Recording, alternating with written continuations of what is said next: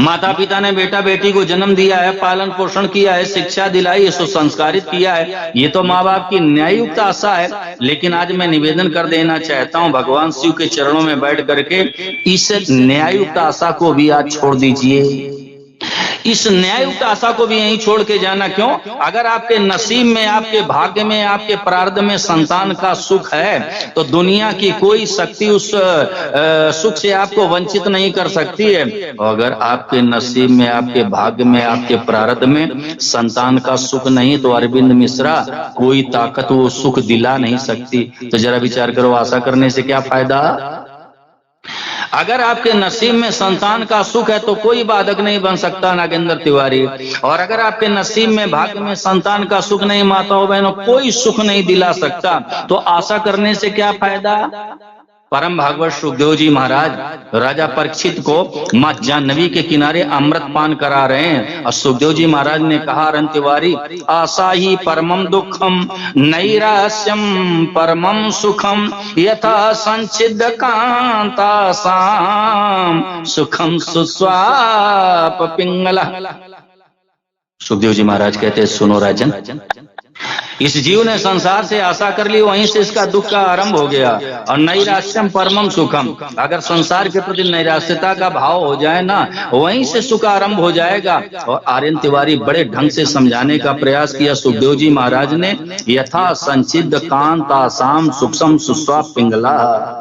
का सुनो राजन, राजा जनक की नगरी में एक पिंगला नाम की वेश्या हुई और वो बड़ी सुदर्शन थी और भोगी लोग उसके पास आया करते थे धन दे करके, और माई बाप चले जाते थे, सुख की तलाश में आते थे। और एक दिन की बात है, राष्ट्र के महान विरक्त संत श्री दत्तात्रेय जी महाराज भगवत चिंतन में डूबे हुए मस्ती से चले जा रहे थे और पिंगला ने जैसे ही दत्तात्रेय जी महाराज के दर्शन किए और दत्तात्रेय जी की दृष्टि पड़ी पिंगला के ऊपर, हृदय बदल गया।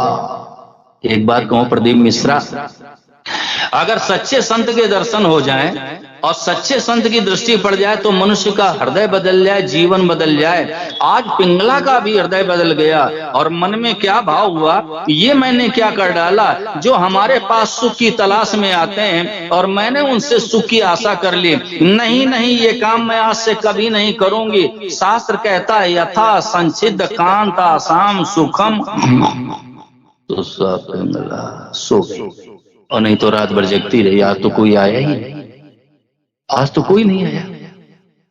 परंतु यथा संचिद कांतासाम सुखम सुस्वाप पिंगला, यानी पर पुरुष की आशा छोड़ी तो सुख पूर्वक सो जाती है। मैं तो मिश्रा जी समय के अभाव में निवेदन मात्र इतना करना चाहता हूँ, आशा विश्वास, ये संसार ये विश्वास का पात्र नहीं, ये सेवा का पात्र है। आर्यन तिवारी, मैंने सदैव स्वामी जी महाराज से पूंजी पाई है, अगर संभाल लो तो जिंदगी की दरिद्रता मिट जाए। तिवारी जी, संसार की सेवा करना, विश्वास मत कर ले, ये विश्वास के योग्य नहीं है।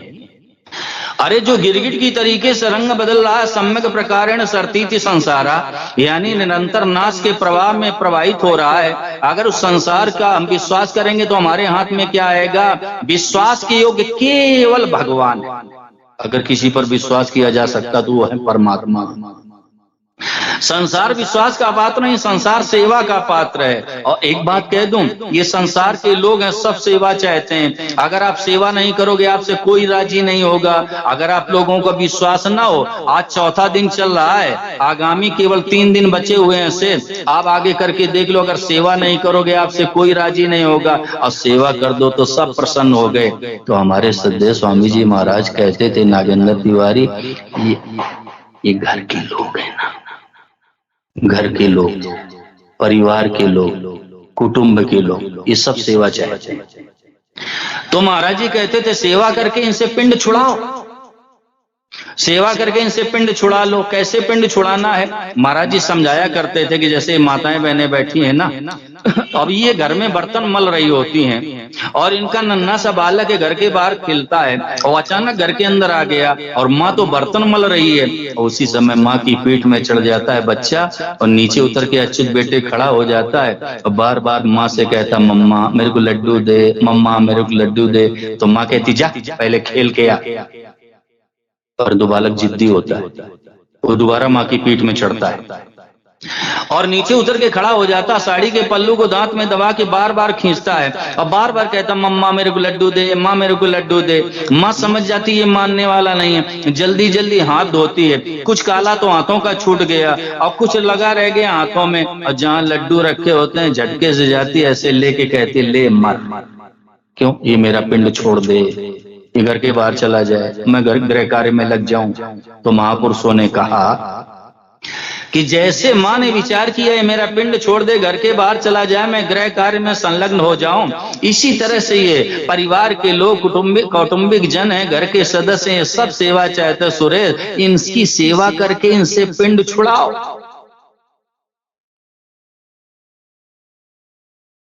सेवा कर दो, सब राजी हो जाएंगे। एक बात और कहूं, सेवा करने वाला सबको प्यारा लगता है और सेवा लेने वाले से सब दुखी रहते हैं, सब दुखी। तो आशा, विश्वास और भरोसा, आप लोग ये विचार कर सकते हो कि विश्वास और भरोसा तो एक जैसी बात है। नहीं नहीं, भरोसे का तात्पर्य ये बना रहे। अरे भाई ये बना कैसे रहेगा नागेंद्र तिवारी, जिसका संयोग हुआ उसका वियोग जरूर हो जाएगा।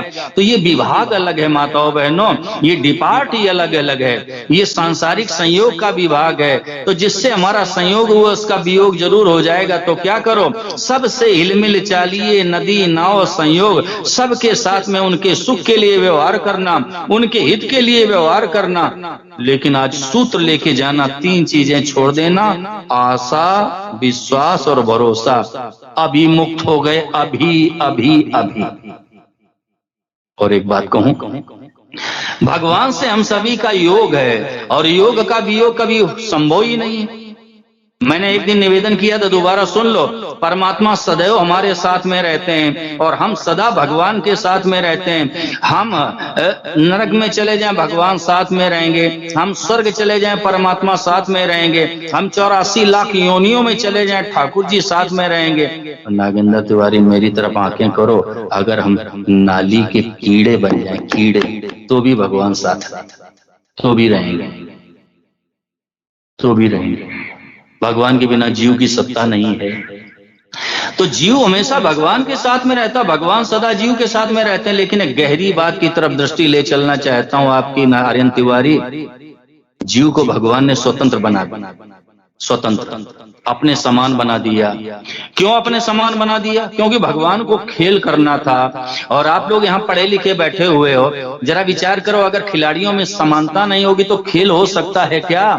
इसलिए भगवान ने क्या किया, जीव को अपने समान बना दिया कि ये मेरे साथ खेलेगा, मेरे साथ बैठेगा, मेरे साथ उठेगा, मेरे साथ बोलेगा और मेरे साथ खाएगा। मनुष्य की रचना तो भगवान ने इसीलिए की,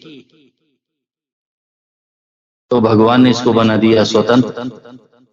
तो जीव ने क्या किया, प्रभु प्रदत्त स्वतंत्रता का दुरुपयोग कर डाला। और जो भगवान ने वस्तुएं दी हैं और जो परमात्मा ने व्यक्ति दिए, उनमें तो ये रमण करने लगा, उनका मालिक बन के बैठ गया। परिणाम ये निकला कि अपने असली मालिक को भूल गया। एक बात और संभाल के रखना प्रदीप मिश्रा, जो संसार में किसी वस्तु का, किसी व्यक्ति का खुद मालिक बनेगा, वो अपने मालिक को जरूर भूल जाएगा। इसको हृदय में नोट कर लो हमेशा के लिए। संसार में जो किसी वस्तु का, किसी व्यक्ति का स्वयं मालिक बनेगा नागेंद्र तिवारी, वो अपने असली मालिक को जरूर भूल जाएगा। कैसे? एक नन्हा सा बालक है, अगर उसकी माँ थोड़ी देर के लिए आंखों से ओझल हो जाती है, बच्चा कितना रोता है सुरेश। कभी कभी तो इतना रोने लगता है कि उसकी सांस ऊपर चढ़ जाती है, डर लगने लगता है, हे भगवान ये सांस वापस आएगी कि नहीं आएगी। लेकिन जैसे माँ आती है, बालक को हृदय से लगाती है, लाड दुलार करती, चुम्बन लेती है, रोता हुआ बच्चा ऐसे शांत हो जाता है जैसे किसी ने बहते हुए नल के जल में ढक्कन लगा दिया हो, चुप हो जाता। लेकिन वही बच्चा जब बड़ा हो गया, राजेश दुबे, शिक्षा पूरी कर ली, नौकरी व्यापार आदि करने लगा, कृषि कार्य करने लगा, तो माई बाप उसी माँ को भूल जाता, उसी माँ की आज्ञा की अवहेलना करने लगता। क्यों? अब मालिक बन करके बैठ गए। क्षमा करना, अब जितनी पत्नी प्यारी लगती उतनी बूढ़ी माँ अच्छी नहीं लगती है। माताओं बहनों, जितना बेटा प्यारा लगता है वो जननी नहीं अच्छी लगती है, और जितना 2000 रुपए का नोट अच्छा लगता है अब माँ नहीं सुहाती है, क्योंकि मालिक बन के बैठ गए। तो संसार में अगर हम किसी वस्तु के, किसी व्यक्ति के स्वयं मालिक बनेंगे तो अपने असली मालिक को जरूर भूल जाएंगे। इसलिए मैं सदा कहा करता हूं, यहाँ मुनीम बन के रहो, यहाँ मैनेजर बन करके रहो, यहाँ मालिक बन के मत रहना, नहीं अपने असली मालिक को जरूर भूल जाओगे। तो भगवान की दी हुई स्वतंत्रता का जीव ने दुरुपयोग कर डाला, और जो भगवान ने वस्तुएं दी हैं और जो परमात्मा ने व्यक्ति दिए हैं उनमें ये रमण करने लगा। परिणाम ये निकला अपने असली मालिक से विमुख हो गए। और एक बात कहूं, ये जो इतना सुंदर पंडाल लगाया गया है, इतना भव्य ये मंच बनाया गया है और इतनी बढ़िया ये व्यवस्था की गई है, ये कार्यक्रम धनार्जन के लिए नहीं हो रहा है, ये माई बाप चुनाव लड़ने के लिए भी नहीं हो रहा है, ये तो इसलिए हो रहा है कि हम भगवान के सन्मुख हो जाएं, हम परमात्मा के सन्मुख हो जाएं, और जैसे भगवान के सन्मुख होंगे वैसे हमारा मानव जीवन धन्य हो जाएगा। परंतु आप लोग अब ये सोच रहे होंगे कि भगवान के सन्मुख होने का प्रोसेस क्या है। माताएं ध्यान दें, ये भगवान के सन्मुख होने का तरीका क्या है, प्रोसेस क्या है, विधि क्या है। तो देखिए नागेंद्र तिवारी, मेरी तरफ आंखें करिए। परमात्मा से जो हम सभी का अनादिकाल से स्वाभाविक, स्वतंत्र, अटूट, नित्य आत्मीय संबंध है, और उसी संबंध को स्वीकार कर लेना, इसको कहते हैं सन्मुख हो जाना। अगर सीधे शब्दों में सुनना चाहते हो, आगे मैं बोल रहा हूं और पीछे आप लोग बोलो, माताएं भी बोले, भाई लोग भी बोले, और इतनी जोर से बोलो कि ये जो बैंड बाजे वाले हैं ना, इनका बाजा ही दब जाए। बोलो हे नाथ, और उच्च स्वर में बोलो हे नाथ, अभी नहीं, और उच्च स्वर में बोलो माई बाप, हे नाथ, हे मेरे प्यारे प्रभु, मैं तो केवल आपका ही हूं, केवल आप ही हमारे हैं, मैं किसी और का नहीं, हमारा कोई और नहीं। इसी को कहते हैं सन्मुख हो जाना, इसका नाम है सन्मुख हो जाना। यानी परमात्मा से जो हम सभी का अनादिकाल से स्वाभाविक, स्वतंत्र, अटूट, नित्य आत्मीय संबंध है, उसी संबंध को स्वीकार कर लेना, इसको कहते हैं माई बाप सन्मुख हो जाना। एक बात कहूं आर्यन तिवारी, परमात्मा से जो हमारा संबंध है ना, उसको भगवान भी मना नहीं कर सकते। साधक ध्यान दें, भगवान से जो हम सभी का अनादिकाल से स्वाभाविक, स्वतंत्र, अटूट, नित्य आत्मीय संबंध है ना, भगवान की भी ताकत नहीं है नागेंद्र तिवारी की उसको मना कर दें। भगवान से हम सभी का अनादिकाल से संबंध है, उसको भगवान भी तोड़ नहीं सकते। शास्त्र में संदेश देता है सूरदास जी महाराज, और एक बार कुएं में गिर गए माताओं बहनों, और जब सूरदास जी महाराज कुएं में गिर गए तो सूरदास जी महाराज के मन में संकल्प हुआ, आपका नैया आएगा तभी बाहर निकलूंगा, नहीं तो मैं नहीं निकलूंगा। और भगवान तो हमेशा भक्तों के पीछे घूमा करते हैं। उसी समय मेरे श्याम सुंदर आ गए, हाथ को बढ़ा दिया, और जैसे हाथ को बढ़ाया तो सूरदास ने हाथ को पकड़ लिया, खुश हो गए, आंखें गीली हो गई, हृदय भर आया कि मेरे श्याम सुंदर आ गए। इतना सुकोमल स्पर्श और किसी का हो ही नहीं सकता। ये तो मेरे ठाकुर जी, मेरे कन्हैया आ गए, और भगवान ने एक झटका मारा तो उसी समय सूरदास कुएं के बाहर निकल आए। और जैसे बाहर निकल आए ना, तो भगवान ने बाण छुड़ाने का प्रयास किया, और जैसे बाण सुनाने का प्रयास किया, गोस्वामी जी महाराज के आंखों से, सूरदास जी महाराज की आंखों से आंसू बह चले, और मुंह से निकला कि महाराज इतनी जल्दी मैं नहीं छोड़ने वाला, बहुत दिनों बाद मिले हो, इतनी जल्दी तो मैं नहीं छोड़ूंगा। तो भगवान ने ताकत लगाई, और ताकत लगा के एक झटका मारा तो सूरदास के हाथ से बांह छूट गई, और जैसे बांह छूट गई तो सूरदास जी महाराज की आंखों से आंसू बहने लगे, और मुंह से निकला कि बांह छुड़ाए जा तो हो निबल जानी कर मोय, हृदय से जब जाओगे सबल बदूंगो तो। हे श्याम सुंदर, हे मेरे केशव, आज इस सूरदास को निर्बल समझ करके आप बांह छुड़ा करके भगे जा रहे हो, हृदय से जब जाओगे सबल बदूंगो तोए। सूरदास जी महाराज ने चुनौती दे दी, चुनौती, ये पिघली हुई मोम की ललकार है। पिघली हुई मोम की ललकार है आरन तिवारी, हृदय से जब जाओगे सबल बदूंगो तोए भगवान मुझ निर्बल को, और बांह छुड़ा करके आप छोड़ करके भगे जा रहे हो, और हृदय से जब जाओगे सबल बदूंगो तोए, जब मेरे हृदय से अब जाओगे ना मेरे नाथ, तब मैं समझूंगा आप शक्तिशाली। भगवान को भी चुनौती दे दी। मेरे कहने का सही साधक ध्यान दें, परमात्मा से हम सभी का अनादिकाल से जो स्वाभाविक स्वतंत्र अटूट नित्य आत्मी, एक बात कहूं, एक संबंध जोड़ा हुआ है और एक संबंध जुड़ा हुआ है। संसार से संबंध जोड़ा हुआ है और भगवान से संबंध जुड़ा हुआ है। संसार से संबंध माना हुआ है और भगवान से संबंध स्वाभाविक है।